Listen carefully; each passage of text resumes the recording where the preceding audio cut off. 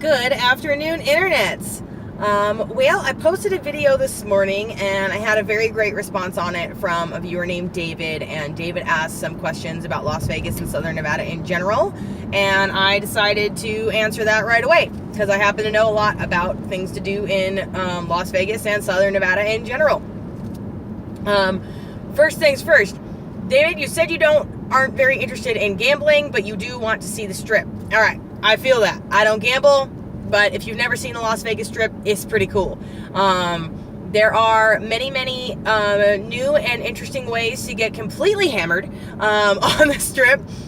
You could go to the Ferris wheel, and inside of the Ferris wheel, it takes 1 hour to go all the way around the observation wheel in the link. And inside of that is a bar, so you can get wasted at altitude, so that's pretty cool. You know, who doesn't want to do that? Got to check out the fountains at Bellagio, of course. If you are into animals and science and stuff, you can go to the aquarium at Mandalay Bay. It is pretty neat. There's also, just off the Strip, a place called South Point that has a massive aquarium in it as well, and that one's actually free. So that's pretty cool. So there's all kinds of really cool stuff to see. If you go to the Flamingo, there is the Flamingo habitat inside the Flamingo Casino where they have all kinds of exotic birds and koi ponds and stuff, also completely free. And they have it posted what times a day they're going to come and feed the flamingos, and that's pretty cool too. So there's all kinds of interesting things to do on the Strip. I myself am not into the casinos, I am not into the Strip, and I'm not into man-made things in general. I like to be outside doing stuff. So the best time of year to come to Las Vegas, whether you're planning on being on the Strip or not, in my opinion, the best time of year to come to Vegas is any time between October and April. If you come before October or after April, you're going to run into some extremely hot and dry weather. Now, if you are excited about 105 to 115, 120 degrees in the summertime, sometimes with blowing winds where it feels like somebody's pointing a hairdryer in your face, by all means, come during the late spring and summer, into late summer and fall. And enjoy having your face burned off by Las Vegas weather. But if you're not into that, October through April is your best bet. And really, that's not such a bad window. Where it's about half the year here, it's honestly super pleasant. And like right now, pretty mild temperatures. It's 57 degrees right now. So, and you know, we're in the middle of January. It's 57 degrees. The high for today, I think they said it was like in the 60s. It's going to be 60s all week. And it's sunny, mild. It's nice. It's nice this time of year. And you can get out and do all kinds of really interesting things. We have national and state parks in Southern Nevada. A lot of people don't know that. We have Red Rock Canyon National Park. Red Rock Canyon is a great place to go if you're into hiking or picnicking, or if you're into taking a scenic drive. So it has something for everybody. It has bouldering. It has canyoneering. If you're a serious rock climber and you want to bring your gear, you can do that inside of Red Rock. Or if you are on a motorcycle or a rental car and you just want to see some sights in Red Rock Canyon, you can do that there too. There's a scenic loop. You pay to get into the park. I think it's $9 a vehicle. You pay to get in the park and you can drive this scenic loop, and there's a lot of stopping off points where you can park, get out of your car, and take really beautiful pictures of the scenery out there. It's absolutely magnificent. There are serious hikes with you know, some pretty serious bouldering in a sense. So if you're an advanced hiker, there's Turtlehead Peak, which is like an ascension hike with some good elevations and some good scrambling. Or if you are with a family and you have small children, or you're not really into that kind of thing and you need more flatland hiking, there's open desert hikes. There's wooded hikes. There's hikes with wood-covered paths where they've built, you know, little wood bridges and stuff to go through like weird wetland areas.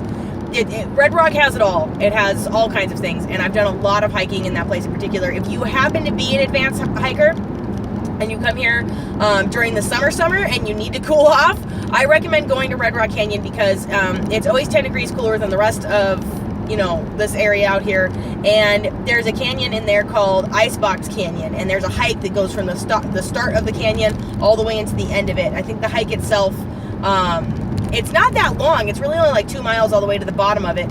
But when you get there, there's a lot of scrambling. There's some seriously difficult terrain. You got to like go up and over like tree branches, and there's water. a lot of the this time of year. And when you get to the end of the canyon, there is a massive waterfall just spilling out. It looks like out of a hole in the sky. You look straight up and there's water coming down, and it's stunning.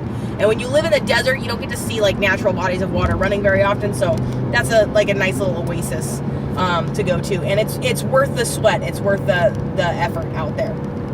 In roughly the same neighborhood, when you leave Red Rock Canyon National Park, make a right and keep on going until you get to a place called Bonnie Springs. Bonnie Springs is, I'm 90% certain it's privately owned attraction, but it has a little Wild West town in there, and a petting zoo, and a restaurant with a totally bitchin' barbecue, and out next to the restaurant is a pond full of turtles. The whole park is full of peacocks, which is cool. There's just peacocks wandering around all over the place. And during Halloween time, the entire month of October, Bonnie Springs becomes Bonnie Screams, and there's a bunch of haunted house attractions in there, so that's a really cool place to go. Leave Bonnie Springs, take another right, keep trucking on up, and you will arrive at Spring Mountain Ranch State Park. That's a Nevada state park, and it's beautiful, and there's some really lovely Southern Nevada history there to see. There's an old farmhouse that was owned by the woman who originally owned the property, I think 80 years ago now. And there's like secret passageways in it. The tour for that is, once you get into the park, the tour for that is free. Ranger Randy is the guy, and that's how often I've been here and how cool the place is. I know the park rangers. Ranger Randy is the dude to talk to in that joint. They do ranger guided hikes. On Sundays, they do yoga in the meadow. There's a big grass meadow there, and they do sunrise yoga. There's all kinds of cool things to see out there. Much smaller hikes. The trails in there are extremely approachable. There's nothing in there over 1.5 miles. Very, very cool thing. But potentially my all-time favorite thing to do out here. We'll get to that in a second. I want to talk to you a little bit about Mount Charleston.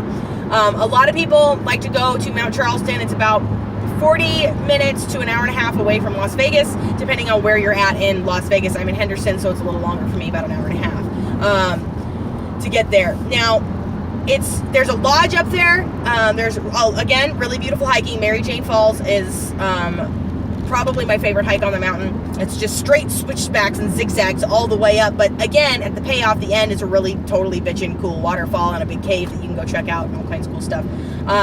So I like that hike in particular. But if you are from a mountainous region of the world or of the country, if you live in the Rockies, if you live anywhere where you have access to the Appalachians, if you live within view of the Cascades, you are not going to be impressed by Mount Charleston. And the reason I say that is that I am from the Sierras. I'm from Northern Nevada. I've been in Southern Nevada for nearly a decade now, but I'm from Northern Nevada, where we have real mountains. So when I first moved here, I got really homesick and I needed to see some mountains. Like, we have like mountains that are far away out here. They rim the valley. They're not very big. They're never covered in snow. If they are, it's not for very long. And I got homesick. Like, it hurt my heart to be away from the Sierras. I was like, I need to see some mountains.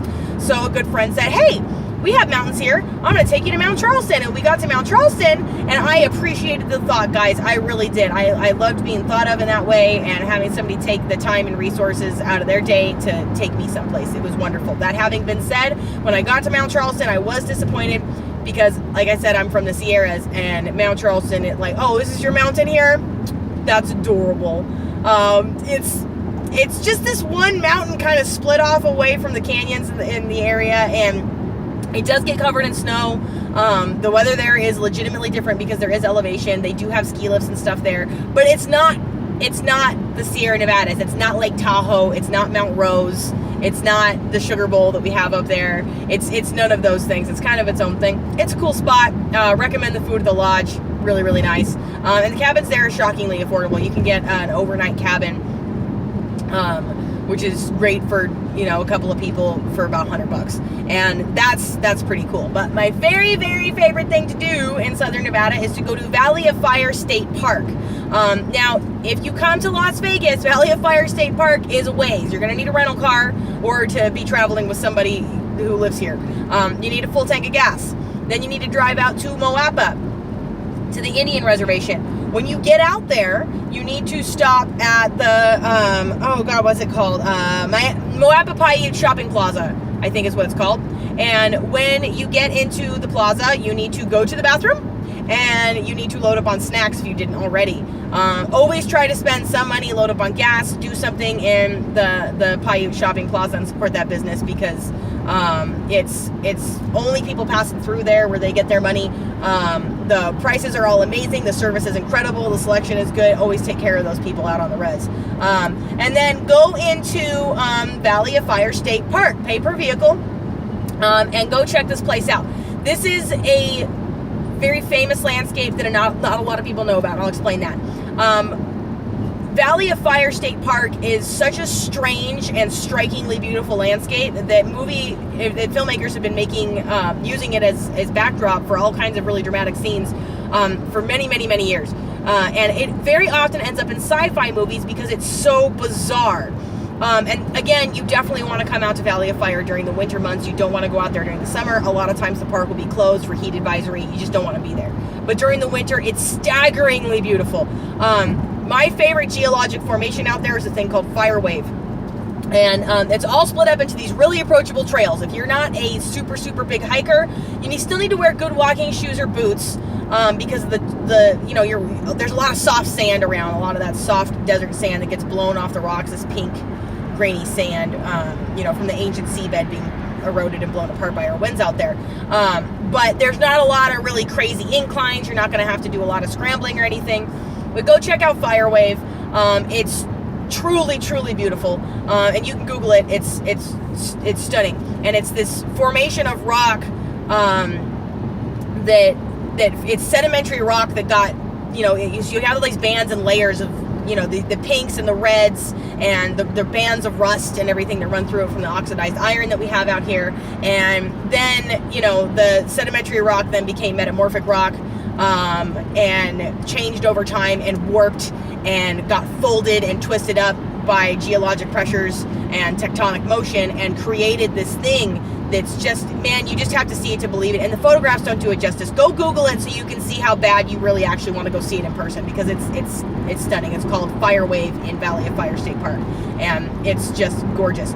Also, if you are a gigantic nerd like I am, you have seen Star Trek movies, and you have seen Star Trek Generations, and you will remember the epic battle that took place on a bridge on a faraway, distant world between Captain Kirk and Soran and Picard, and they were all out there duking it out, and Kirk gets killed on a bridge out on some distant planet. That scene was shot at Valley of Fire State Park, as was much of the movie, and the bridge is still there. You can go there. You can go there and be Picard. You can go there and be Kirk.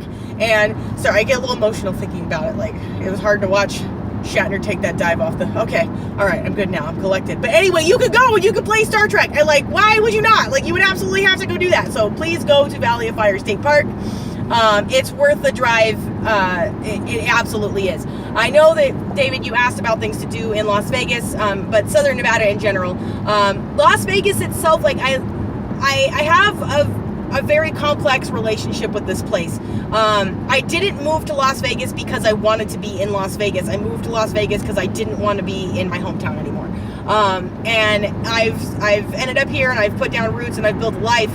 But I like outdoors. I like hiking. I like camping. And there's, you have to really dig to find those things out here. But once you do, the landscapes that you'll find are great. In the Sierras, I had to worry about certain things when I went hiking and camping. I had to be really aware of wildlife. I had to know my place on the food chain. The higher elevation you climb in the Sierras in Nevada, the lower you drop on the food chain. The higher in elevation you climb, the more likely you are to encounter cougars and other big cats and bears. And believe it or not, deer. Deer aren't going to eat you, but they will kill you. If you are out there during, mating season and stumble upon a male in rut who's in competition for mates, they are big fans of goring people to death. So you have to be aware of those things. Out here in Southern Nevada, I really don't have to be aware of that at all. You are on the top of the food chain out here. If you are going to run around in this desert, even if it's the middle of winter and it's 42 degrees out in the area you're going to be hiking, bring more water than you think you need and bring more food than you think you need. Bring a way to make fire. Bring a flashlight. Prepare for dark, even if you don't plan on being out in the dark. Buy one of those stupid little shiny emergency blankets. throw that in your back pocket. Have a good time, but be prepared. Bring a folding blade with you. As my father would say, it is not reasonable to traverse the North American continent without a folding blade in your pocket. So please come prepared. Remember that Boy Scout motto. Even if you weren't a Boy Scout, always be prepared. That's the way to go. You don't want to be, part of somebody else's search and rescue mission. But, have a good time. I mean, get out and check things out. One of my favorite things that, a privilege that I have down here in Southern Nevada is that I can bring snacks with me that I could never bring up in the north because of bears. So I can cook up, and I recommend you do this if you have the opportunity, if you have a way to do this. I can cook up a couple of pounds of bacon and put it in a Tupperware with a couple of paper towels, and to keep it crispy, and I can throw that in my bag and take it hiking with me in place of beef jerky. And it's salty and it's fatty and it's good, and when you're outside burning lots of calories and you crack open this thing of bacon and you can just wolf down bacon, and oh that's a good hike right there. Find a spot with a nice view, sit down, gorge yourself on bacon, get right back on to trekking. Also bring a hat. There's not shade in a lot of the desert. If you get up into the mountains, if you get up into Mount Charleston, places in Red Rock, you are going to end up in canyons and stuff where you do have access to shade, but not like anywhere else. If you have never been to a large desert, if you've never been to Arizona, if you've never been to Southern Nevada, or even parts of Northern Nevada, if you've never been to Utah, if you've never been to the desert, bring a hat. Bring more than one hat, and bring a hat that covers the back of your neck. A baseball cap is nice and it's better than nothing, but bring a hat, because even in the winter months we have an extremely high UV index out here and you have to cover up. When I go hiking, it's ridiculous. I have to wear a big hat, I have to cover my arms, I have to cover everything because I'm super pasty and I actually have an allergy to sunlight, so with prolonged exposure I get kind of sick. But I just cover up and I'm fine. So bring your sunscreen, bring a hat, and get out there and see some things. There's stuff in the Mojave Desert that is inaccessible for half the year that you can see this time of year out there. Go out, hike out and check out Zizek's Road. Go hike out and in between Las Vegas and LA and check out Scotty's Castle. Go check out some of the hot springs and some of the amazing things that we have out here, because there is more to see than you would guess in Nevada. As for wildlife that you will encounter in Southern Nevada, we have bighorn sheep down here, and they're majestic, they're magnificent, they're gorgeous creatures. But the odds of you actually seeing them are slim to none, and the reason for that is they're only active during the very early parts of the day, so if you get out at sunrise you have a chance, but they are very, very shy about people, and they can smell you and hear you a mile off, and they're extremely well camouflaged their environment. So you could be within 50 yards of a bighorn sheep, and they're watching you. You could be within a herd, with that close to a herd of them, a dozen of them, and you'd never know, because they'll freeze and they will vanish into the landscape. And your eyes just won't detect them because they are designed to avoid capstone predators with stereoscopic vision, which is what you are, and they are really well adapted to deal with that.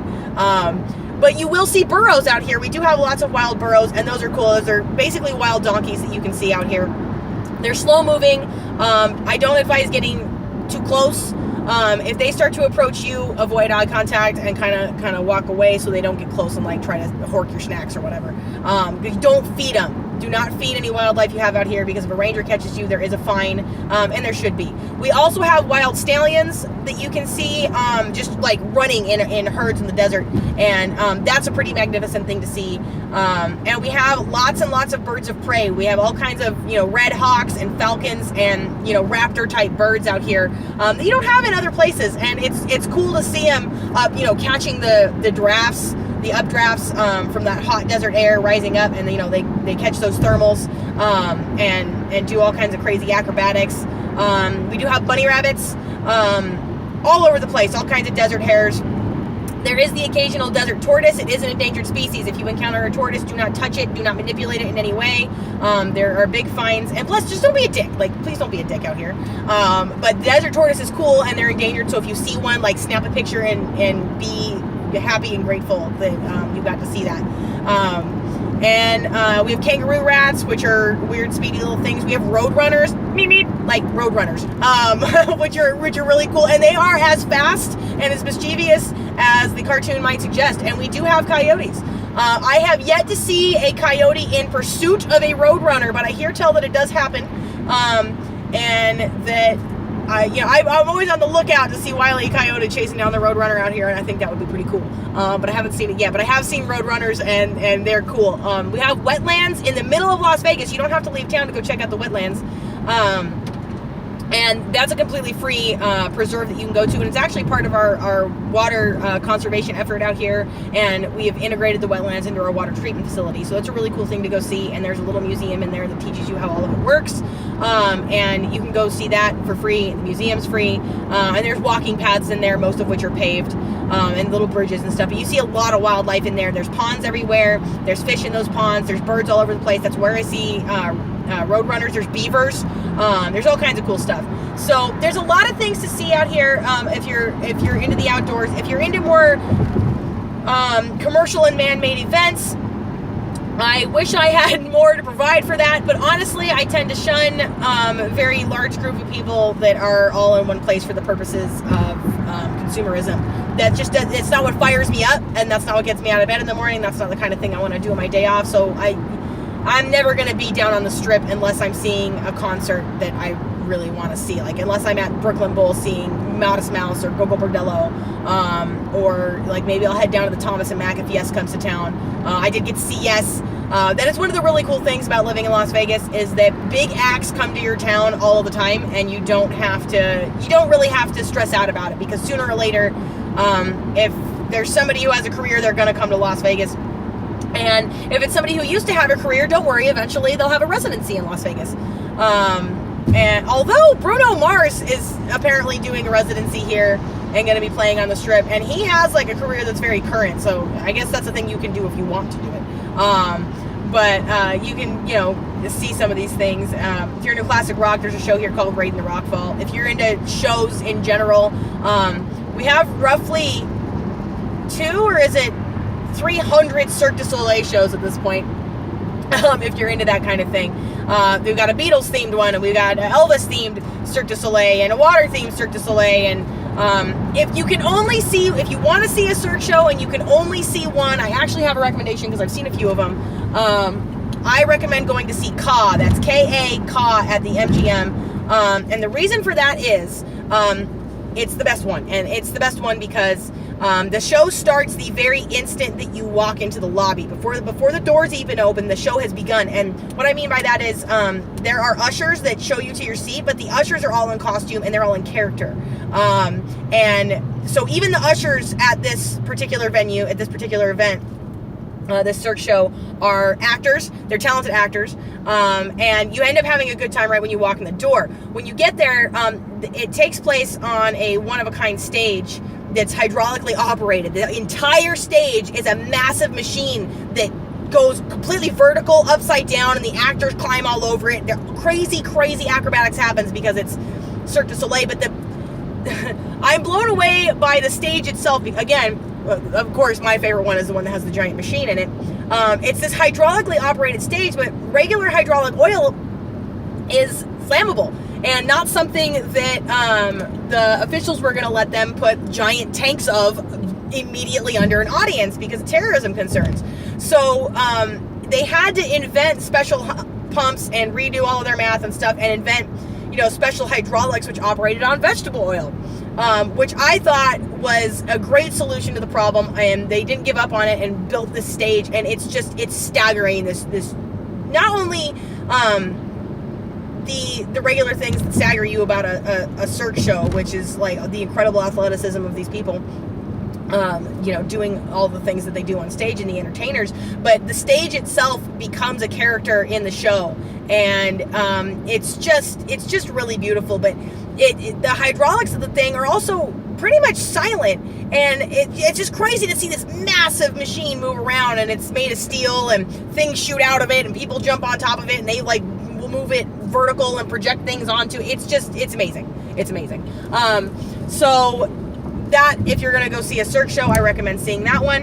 And we have some of the very best restaurants in the world are everywhere, all over the Strip and off the Strip. If you guys ever want to know where to eat, hit me up. I've eaten all of the things, all of the places, because I'm pretty into food. And I think, that's what I've got right now. So, David, thank you so much for asking what's going on in Southern Nevada and Las Vegas in general, or Las Vegas and Southern Nevada in general, rather. And I hope this helps, and I hope to see you in Southern Nevada. And remember, if you are in Las Vegas and you're here on a Saturday, come see me at the car show on Eastern, because that's where I am every Saturday morning. And come hang out. I'd like to meet. So I think that's going to do it for me. If this is your first time at the channel, thank you so much for watching. Please consider subscribing somewhere right over here. Here's some other videos we think you'll enjoy right down here. My name is Catherine with EVs of Nevada. Please remember to like, subscribe, and smile.